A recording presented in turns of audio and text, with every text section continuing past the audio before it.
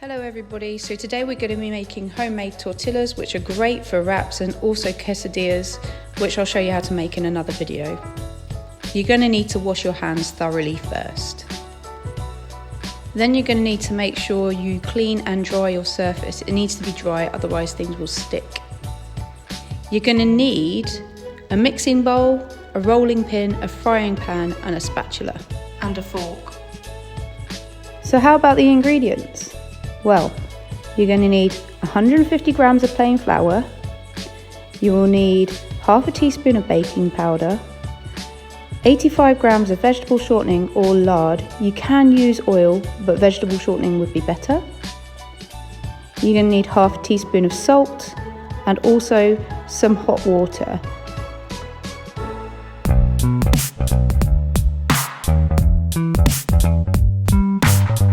First, put all of your dry ingredients into a bowl.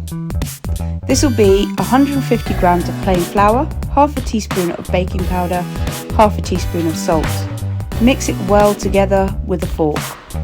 Now it's time to add the fat. This could be your lard or your vegetable shortening or oil if that's what you have chosen. Now it's time to get our hands dirty. Using your thumbs and fingers, rub the fat into the flour. This is called the rubbing in method. By shaking the bowl, you'll bring all the big lumps to the top, which makes it easier to find the bits that you haven't rubbed in yet. You're looking for a breadcrumb consistency. Now start adding your water a little bit at a time. Start with about 100 milliliters. Bring the mixture together with a fork. You may need to add a little bit of water if the mix is too dry. However, you don't want to add too much water, otherwise it becomes sticky. So now it's time to knead the dough.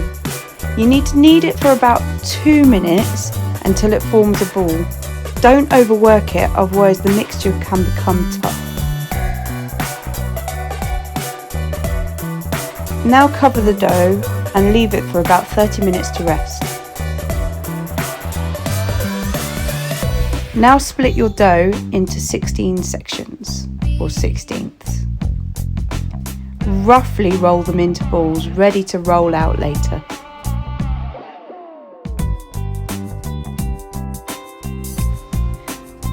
Now dust down your surface and your rolling pin with flour. This will stop anything from sticking when you roll your tortillas out. It's now time to roll your dough out into tortillas. They need to be about 3 millimeters thick. That's not very thick at all. When you put them on the pan, they'll get air in them and become slightly thicker. You can either leave them naturally shaped, or you can get a plate or a bowl and use it as a template to cut round. This will make really nice round tortillas. Don't throw away the excess, make that into more tortillas later.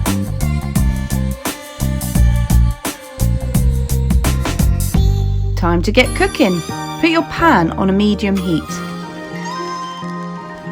The pan must be dry, there's no need for oil.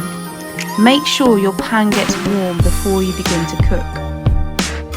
So I'm using tin foil to store my tortillas later. Drop one into the pan, and then you'll be able to see some little air pockets all over. It takes about 2 minutes. Once you've got those air pockets, you need to flip it. You only need to cook it for another minute or so. You want your tortillas to be fairly pale. If they're too brown, they'll go hard, and that's not what you want. You want them nice and soft and fluffy in the middle, like this. Don't forget to keep your eye on your tortillas. What's great about tortillas is if you make too many, you can just freeze them and use them another day.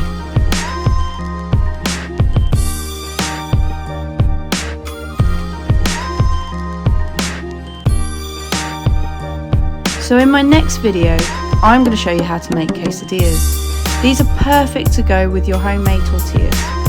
Now for a quick recap. Can you answer these questions? 1. What cooking methods are used in this recipe? 2. How could you modify this recipe? And 3. After you've cooked this recipe, what went well and even better if? I hope you all had a great Christmas and are staying safe at home. I hope you enjoyed the video too. Let me know the answers to the questions via Class Dojo. Anything I can help you with, I'm always there to answer your questions too. Well, anyway, stay safe, keep cooking, keep creative, and bye for now.